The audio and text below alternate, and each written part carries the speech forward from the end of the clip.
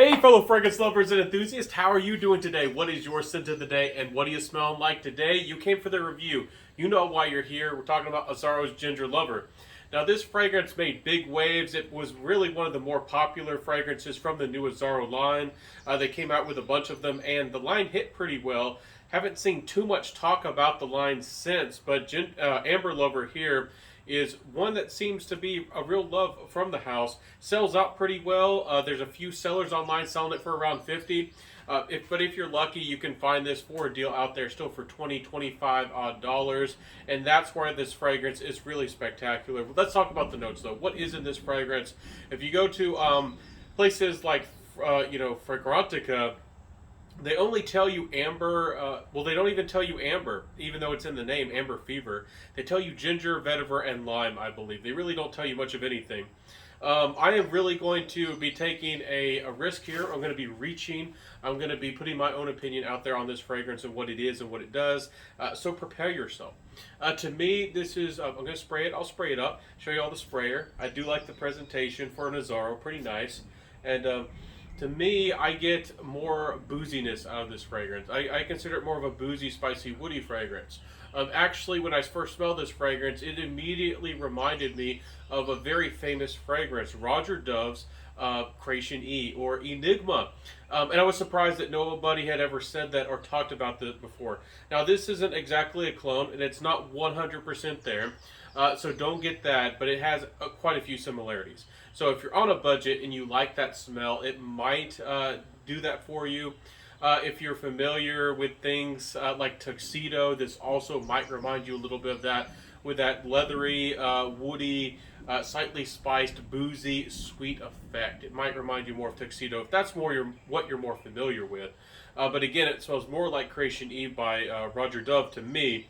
And it's really nice. In the far dry down, there is some tonka or a modern, deep, almost like sparkly, sweet element, DNA of this fragrance.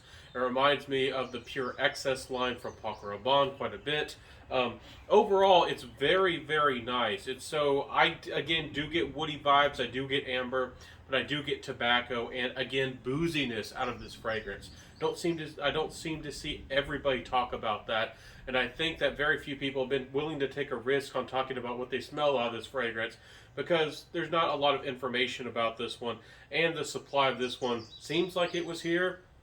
Seems like it's gone overnight, almost like the Ferrari Essence line. Lots of people talked about some of those, but they were around, really highly regarded. Then the supply dried up, and not everybody talks about them. So again, if you are a budget hunter, a value hunter, and you want a mass appealing fragrance, yet something different for maybe a date night, this might really well. Might be something you want as an alternative, something different from Dolce & Gabbana The One or any other, complex woodier date fragrances. This one's really wearable. It's really great, and really I can see why people are going crazy for it. It's not too sweet, but it does have some sweetness. And maybe you are more of a modern nose. This might really get you into spices. In a comfortable way, in an easy to approach way. I think the ginger here is really nice for a designer fragrance, an affordable fragrance. I do think the ginger is quite nice. Again, the spiciness is not overtly aggressive and it's approachable. And I do think that this could get you into amber and booziness, and it does a lot right. And for entry level fragrance, I think this has a lot of good things going on. In the far dry down, when you get to the base of the fragrance, it really does become a little bit simple with that sweetness. Some people might want more complexity on the fragrance, but again, this is a designer fragrance, and it's not ambergris or anything annoying like that. But again, if you're familiar with the Pure Excess line, especially Pure Excess Night, you'll recognize this deeper, darker sweetness out of this fragrance, like a dark vanilla.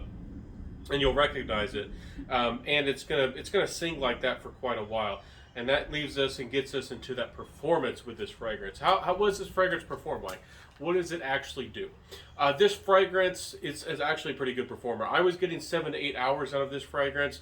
Projection was a little bit above average, but I would say good, but I wouldn't say very good, and I wouldn't say weak by any means. So it has good performance overall. Sillage was about average. Honestly, the sillage wasn't crazy for me, but I like where the performance is with this fragrance. This is something. Let's jump into that compliment factor. I could see somebody dressing up a little bit, maybe going out. I don't think this is the fanciest fragrance for a date, even though it could be dressed up depending on how much you like this fragrance. I think that it goes again head to head against some of the great date night fragrances out there. Private Accord by Hugo Boss, Dolce & Gabbana The One. For kind of those for more maybe confident. Maybe somebody who's a little bit more grown up. Again, I really encourage people to get into this fragrance if you're younger. This might give you a really great experience, introducing you to maybe something a little bit more spicy but approachable, maybe woody, maybe boozy. It could just work magic and get you maybe a more complex fragrance. I wouldn't say it's dark, but some people, if you're again more getting into fragrances, you might see this as a dark fragrance, but it's certainly not dark in my opinion. So compliment factor wise, this is something that's going to smell sultry. It's going to be a little bit grown up and refined. It can work in your favor.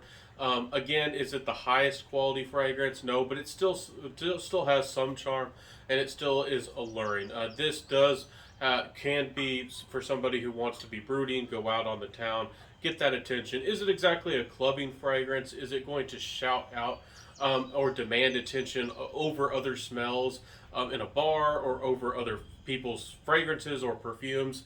I don't know if this would be strong enough to do that. But maybe if you're going to a gentleman's club, or maybe you're going to go, out and about, and be a little bit more social, and maybe approach this fragrance here, Amber Fever, would work, I think, really good for you. So good fragrance. It's certainly for a designer one of the better ones that I've tried in a while. So final thoughts with this fragrance. For $50, I think it's a little bit much. I personally would not want to pay that, even though this is a good alternative, not a cologne, but an alternative of a fragrance that reminds me of more of an expensive fragrance. Again, for you it might be Tuxedo, but again, I think it smells more like Creation E or Enigma by Roger Dove. And this one, I mean, even compared to the cologne version, which is more affordable and a cheaper version of the Creation E, or Enigma, this one, especially for $20, is a great value. It really gets you there. And if you don't smell that much of a difference with niche, or if you really don't care about niche or the branding or the presentation or any of that kind of stuff, I do think this would be a worthy addition to anybody's collection. So solid release there, Azzoro. Again, I don't know if that makes this fragrance very original. Don't know if it really is negative. It takes away from the fragrance for you. But again, I don't know if the DNA of this fragrance is terribly original.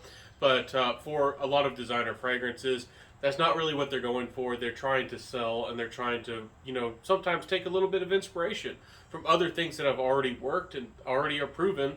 So I wouldn't be amazed if there's even other fragrances from Azzoro or other brands that copy some of these highly successful niche fragrances, put their own spin on it, and release it to the designer market where more people are ready and willing and, to get their hands on a great fragrance. And, not everybody knows about the niche fragrances, even if they are fairly popular in the niche world. Not everybody knows about them. So, anyways, fantastic fragrance. Happy to share it with you here today. Hope that you enjoyed my review. Let me know in the comment sections below. Does this sound like a good fragrance to you? Do you like spicy fragrances? Do you like woody fragrances, or boozy, spicy, woody, boozy? Let me know in the comment section. Have a beautiful day, everybody. I'll see you soon. I'll see you in the next fragrance review. Again, I upload Mondays, Wednesdays, and Fridays. So I hope to see you in the next fragrance review. Y'all know my motto: wear what you love, find those fragrances that you love, enjoy the world of fragrance, and just have a good time. That's what this channel is all about. That's what fragrance is all about. And enjoy your time. Have a good day. I'll see you soon.